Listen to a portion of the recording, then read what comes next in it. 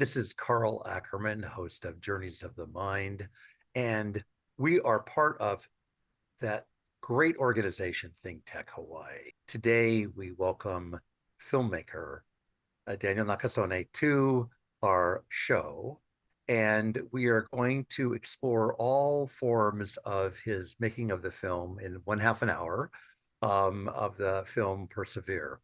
Welcome, Daniel.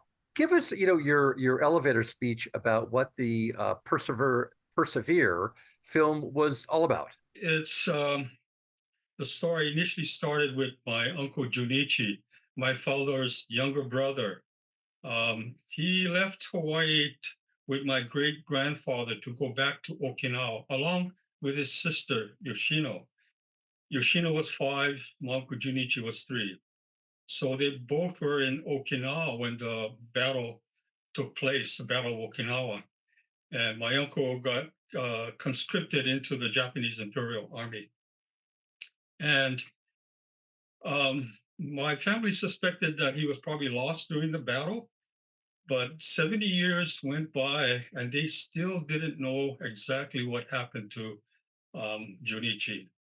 So on the 70th anniversary, I went to Okinawa as part of a film crew for a national PBS series called Family Ingredients. And I was able to actually trace my uncle's story down. And that was the start of the story. Then eventually it evolved to include my auntie Yoshino, who hid in a cave to survive, and she survived the battle. Um, and so many little things had to happen for that story to actually come to what was shown in the film. It took a Nisei soldier, number one, to call her out of the cave, and he was from Hawaii. And you know of that gentleman, Morimasa Kaneshiro, who ended up becoming a chaplain at Iolani School. And so he was the first Nisei soldier that, kind of helped my auntie come back home to Hawaii. The second Nisei soldier was my uncle Edwin, who was in the military intelligence service. He was stationed in Tokyo. He was able to get a furlough and go down to Okinawa, locate my auntie, and have her clear past the U.S. military so she could come back home to Hawaii.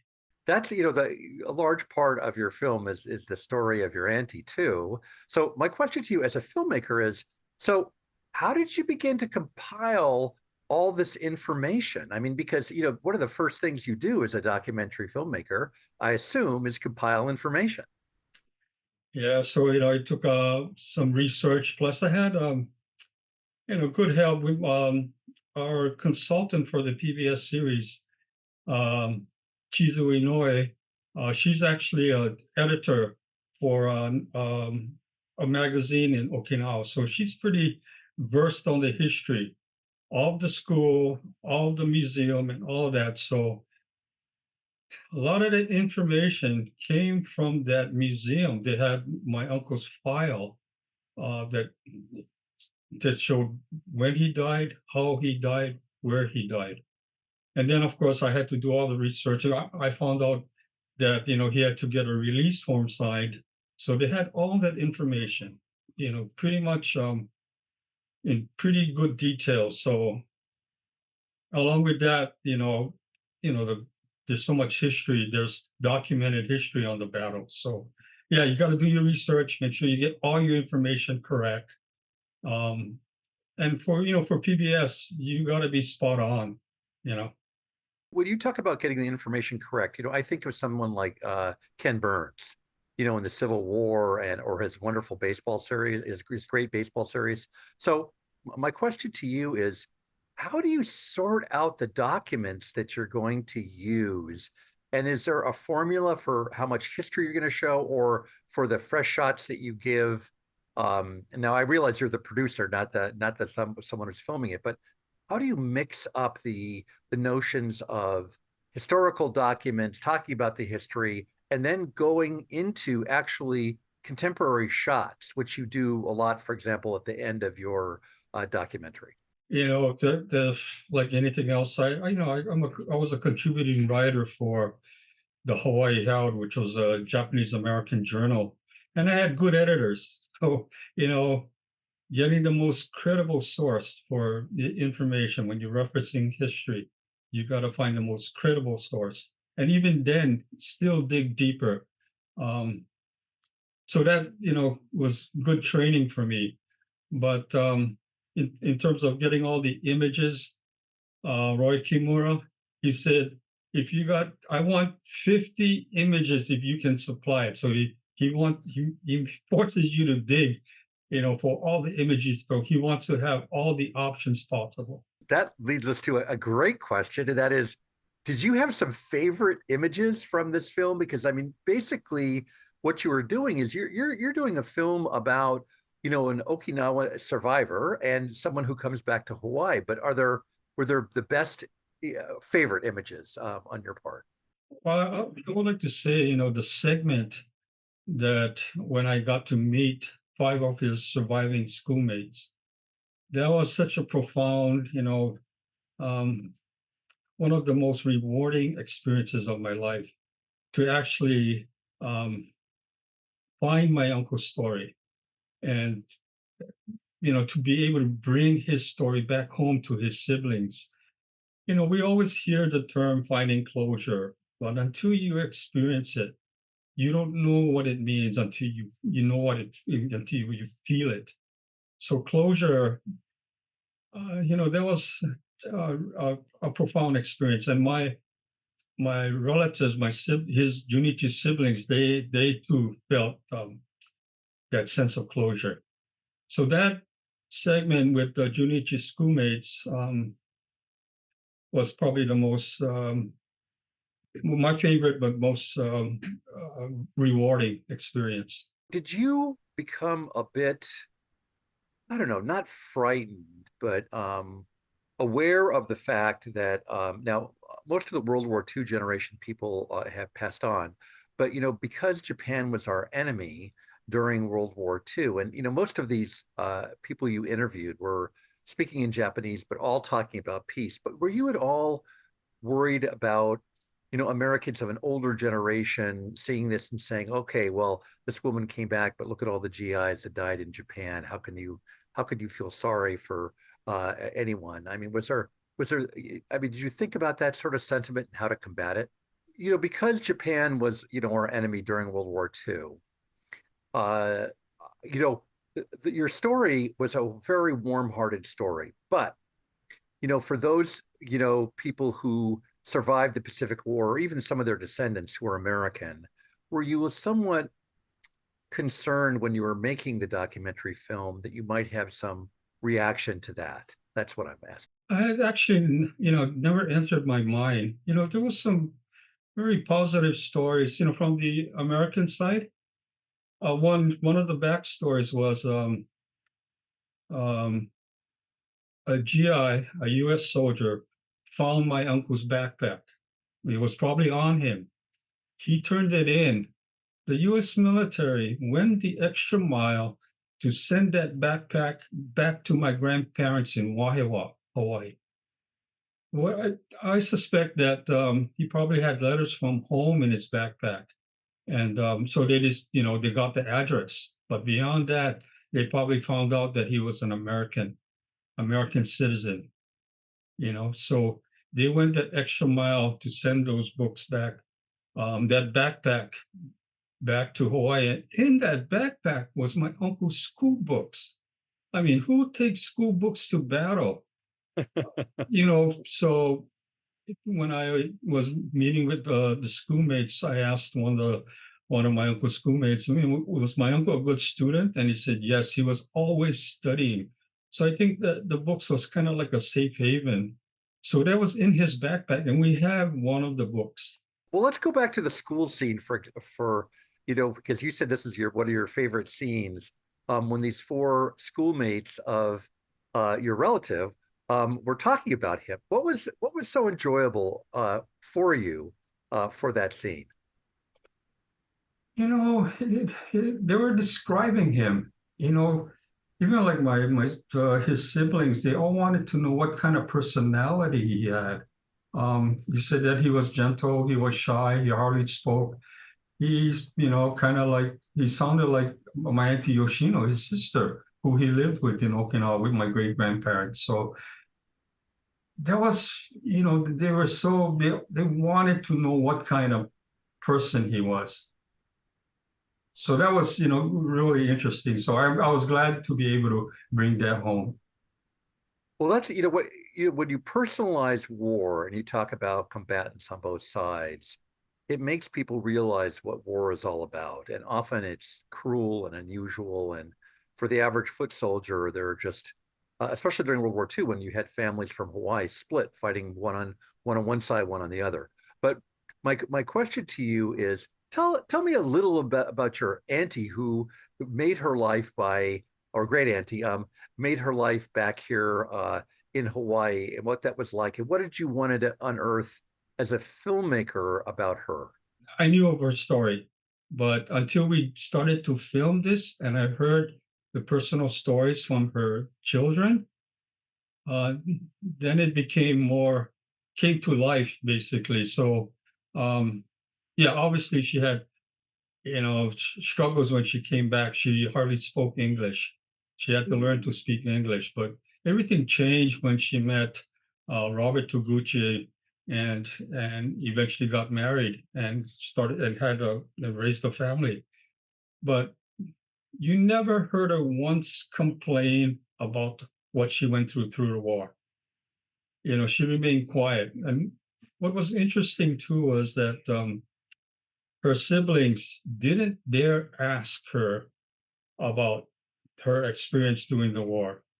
They felt like it was going to bring back too much, bad memories. So, that was like 50 years went by before she even actually said a word to her siblings about what happened during the war. So was there a favorite scene towards the end of the film when the younger people begin to gather around and hear the story, and because of your film, was there something about that episode about the young people in Hawaii that really either impressed you or brought you pause? Yeah, like when we met with the Kaneshiros and um, the younger generation with the Yonsei or the fourth generation, one of the family members wanted to come. The next thing I knew, all of her cousins were going to come. So the gathering grew by double the amount of people than we originally planned for. But for me, I think that's what's needed. The younger generations need to know the family story and then hopefully they pass it on to future generations because that way they kind of know where they came from. Um, again, what their ancestors been through and how they persevered. And so yes, because this is the name of the film.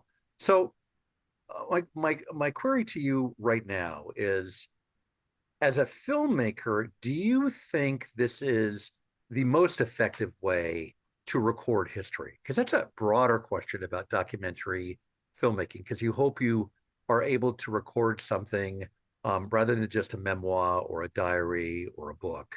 How effective is the documentary, especially in this case, Persevere, in terms of memory? I think the film is has more impact, right? You have the visuals, you got the audio, you capture the emotions because when you tell family stories and if you can tell them with emotion, it reaches people on a different level. Um, and the beauty of this being on PBS Hawaii is that you expand your audience, you know, versus um, Hawaii International Film Festival. It's just sort of people that's going to be going to the theaters to watch that particular film. But by having it on PBS Hawaii, you just expand um, the audience, 100 plus times.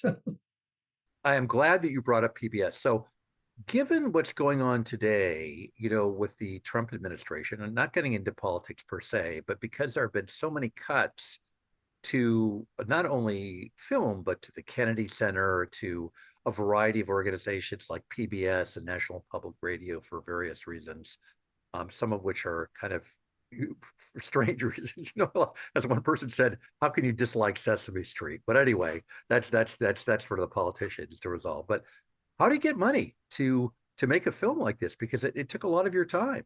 I was fortunate because the filmmaker Roy Kimura, I was helping him with a project he was working on, and I asked him if we could, do my family story. So he said, "Yeah, maybe we can do a trade." So I'm very fortunate for his generosity. But today, talking to people in the industry, getting funding, be it grants or sponsorship, it's difficult. But that being said, at the Hawaii International Film Festival, this past one in October, there were more local films than ever before. So there's some, people are being successful. If they got the right story, the right theme, and they can track down the right funding sources, yeah, they can get funded. But we hear from a lot of people also trying to get funding to finish projects, and it's really difficult. So one thing about PBS Hawaii, like you said, the possibility of losing federal funding, that's a concern because um, for us, we felt like this story has a home on PBS. People can view it online on their YouTube channel, um, so they can learn part of the Battle of Okinawa, the history, because a lot of people came up to me and they said it was a history lesson. They don't know about the Battle of Okinawa. You don't. It hardly is featured in mainstream media. So we were fortunate to have PBS Hawaii. When you focus on the sister, you focus on something that I'm always very concerned about for the youth of Hawaii, on the values that she had and her ancestors talking about her values. What were some of those values, and what did you see in that film of her descendants? Because some of these things struck me, but I don't know if it was intentional in the film. Like what Charles Konishiva was saying, that the younger generation, they were very respectful, and they you know their spirit of service, right? They pick cleaning up after we were done and whatnot. But for me, kind of an unsung person in this story is my grandmother. Um, she hadn't seen her son for 15 years, but still, she was emotionally distraught.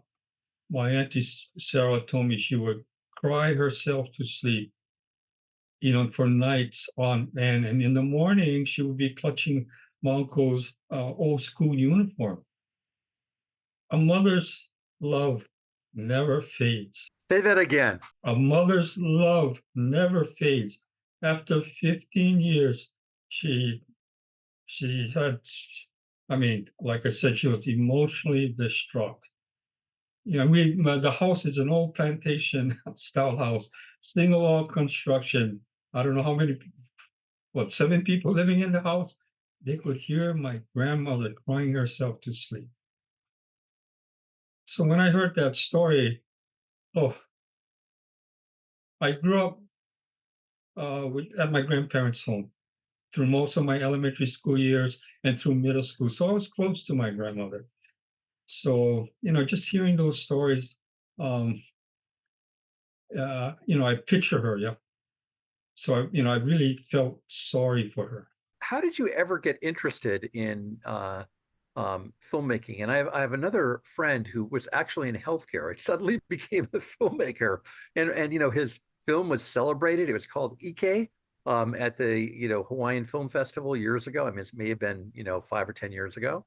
But how did you how did you make this jump from your professional life in one area into another professional life? Because I think for those watching, they want to know, can I become a filmmaker? I was in advertising. I did the creative end. So I used to produce TV spots. Then my friend um, Heather Juni, who's a filmmaker, um, she approached me to ask me if I could wanted to co-produce. Um, um, in at that time was a pilot, a TV pilot, 1 hour TV pilot for PBS Hawaii for eventually became a series, Family Ingredients. So that was a long playing 1 hour piece. So that would kind of launched my, um, I guess, my ambition to do a film um, like Persevere. I saw an interview with you on PBS, and my question to you is a similar question to one that you received, but it is, do you have plans to make another film? I mean, are there other films percolating in your mind right now that you're interested in? And yours is a personal journey. In terms of journeys of the mind, it's a personal journey because of your family. But are there other things that you're interested in? You made mention of other filmmaking that you did, and what were the subjects, and what are the subjects that you're interested in? In the PBS um, panel discussion, I mentioned that Persevere was my swan song. But you know, being in the creative field for all my whole adult life, um, there's always if a project came along, I probably jump right in. If there was an interesting story to tell, I probably jump right in. But right now, it's kind of like uh, go on a bit of a hiatus. In the film, one of the costly things for films, often from what I hear in Hollywood, is the take and the retake and because you're paying someone to film you or film the people who were involved in the film. So how many takes did it take for in most episodes of the film for you to produce this film? That's a good question, actually. Um, like when we're producing TV spots and whatnot, it's we can do multiple takes. But in Persevere with the filmmaker Roy Kimura, this is a different, totally different take. No scripts. He doesn't want anything scripted, structured. He wants it strictly to be organic, and it's the interview. So it's the quality of the questions being asked. So you need a good interviewer, and Roy is excellent at that. He knows how to, and he can, ad lib right based on what you're saying. So that's how it made it more like storytelling, yeah. That you just dig deep and you're telling straight from your heart, right? You're telling the story. So I think that's for a film like Persevere, that's the best approach. He knows the story, he knows how to, lay it out, but so it's just interview and asking the right questions and let it be organic. Well, Everything was one take. I had to repeat maybe a couple of dates that I had to correct some dates, but everything else was one take. that's quite amazing. And does this mean, for your friend Roy, that you had to have many conversations with him ahead of time? Because if he's going into an interview, he needs background knowledge. I mean, every Right. interviewer, if they're worth their salt, has to like read about the person, find out what interests them, ask the right questions. So, how long did that take for you to sort of have conversations with him? It happened over time, right? Piece by piece, I would tell the story. We would sit down, have meetings, and I would tell him the story. Then, and, and one story leads to another, right? So he took it all in. So in his mind, he knew how to, create segments and lay out the story to fit. Initially, for uh, HIF, the film festival, it was 42 minutes. We had to add an additional 10 minutes, so Roy created an epilogue. So that thing, again, that was ad lib, right? For PBS to make that hour slot, he added an epilogue. So, but again, it was still tied into the actual film. because it presented more of the cultural aspect of it. Let me return a little bit more to the business side of making a film. So, can you estimate, or do you have any kind of way of estimating how much money it cost you to make this film? I can't really say for sure. Um, oh, personally, I I would probably empty my bank account if I was to produce a film like Persevere from scratch using a professional team. You know, um, it's expensive. I So, can't really give you a number. are we talking about, less than 100,000 or hundreds of thousands of dollars? Oh, it's going to be up there, about a Okay, 100,000 plus range. so you're going to give advice right now to people who were not necessarily young, but young in terms of the filmmaking apparatus or stage. So, what do you suggest to them? Because, the process is long. Sometimes you're scripted, sometimes you're not. I mean, I imagine Ken Burns must have taken years to do the script on the Civil War. Um, so, how do you? What's your advice to young filmmakers? Because you have to have a professional company, I mean, a professional filmmaking crew or something equivalent. You have to go to Olelo or at least. Um, you know, What's your advice to especially to these young people? And I must add and give credence to the film festival, film film festival people in Hawaii, because they just had a young people's film festival, maybe about a month ago or so, or maybe less. So, what's your advice to them? Like you mentioned is today, they got to study film, video production, all of that, get all the technical side down. That's why I'm fortunate to have Roy. Roy has, God, 40 plus years of experience. So I was fortunate to have that kind of talent, to put together this film. But so yeah, they got to get the technical training, but they also have to they have to have the art. Like, Roy, he's gifted in that sense. His artistry in putting together the film. It makes the storytelling very compelling. Um, from being a freelance writer, like as with you and you being a historian, you got to get your information right. So they got to do their homework. Even if you're going to a foreign country, make sure you get your place names, the pronunciations, everything nailed down. Get it right, you know, and then understand the culture too, right? So you don't want to be the ugly American if you're going to a foreign country. You want to understand the customs, you want to respect them, and that's how you're going to get a more positive response. How do you handle, because of the scene that was your favorite, if you have a foreign language going on, it must mean you must take interpreters with you too. Yeah, in that film, I was fortunate to have Chizu Inouye, who's speaks very good English, and so she was interpreting for me. Some of those gentlemen, they did speak some English, um, because that particular school during my uncle's time in the 40s, they specialized in English. So a lot of them they did speak English but because of all the Japanese media that was there, they spoke Japanese during that meeting. But as I mentioned, as I was leaving that day, one of the schoolmates came up to me and in perfect English, he said, "Now it's your responsibility to share Junichi's story." So a couple years later, I went back and he was there again. I said, "You speak English?" He said, "Yes." I lived in Pennsylvania. I went to Penn State.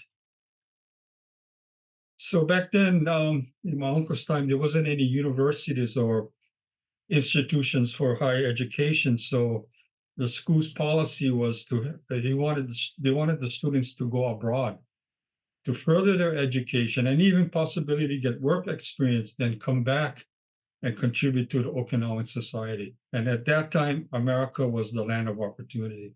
Because you're a filmmaker, are there films that you particularly enjoy? Are there films that you gravitate towards? Are there television shows that you particularly like? And that question 30 years ago would have been an easier one than it is now with all these things like Netflix showing films and things. But there is a because you're coming from a advertising media background and you make films and as a producer, so you have to know all the ingredients of the film. So are there films that you particularly gravitate towards or television shows that you gravitate towards? I like films based on true stories. If I'm going to search for films to watch, I want to find films that are based on true stories.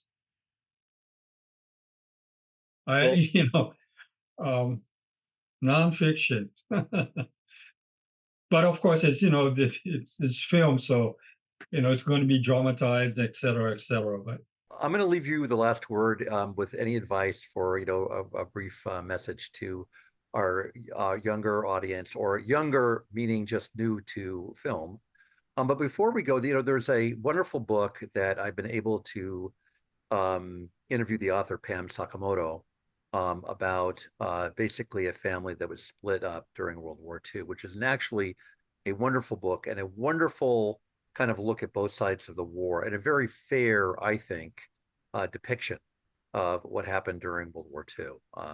But that might be a new documentary for you. Not that I want to take you out of retirement, but we all seem to come out of retirement one way or the other. But I'm going to leave you, really fantastic filmmaker Daniel Nakasone, with the last word. after the Battle of Okinawa, the Okinawan community wanted to send relief supplies to Okinawa because they were in dire need of everything: clothing, food, etc., etc. I wrote a story actually on that. I went to Okinawa to actually research the relief supplies. What happened to the supplies after they reached Okinawa? But through that research, I found out that um,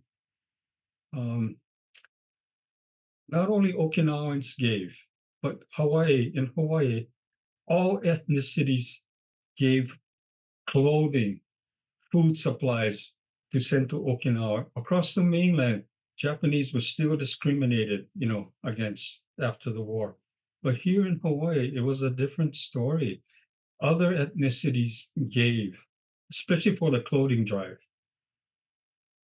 So that's, and Okinawans, they haven't forgotten that. For the Okinawans raised over $600,000 for the Maui wildfire relief. Okinawan people sent over $600,000 for that relief effort. That is not a well-known fact at all.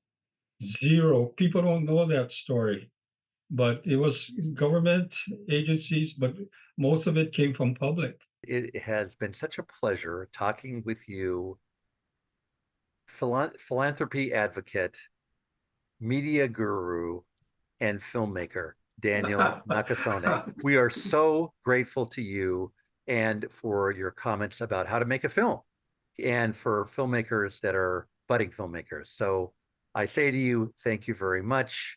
Ahui ho. And again, this is Carl Ackerman, host of Journeys of the Mind, which is part of ThinkTech Hawaii. Aloha. Thank you. Aloha.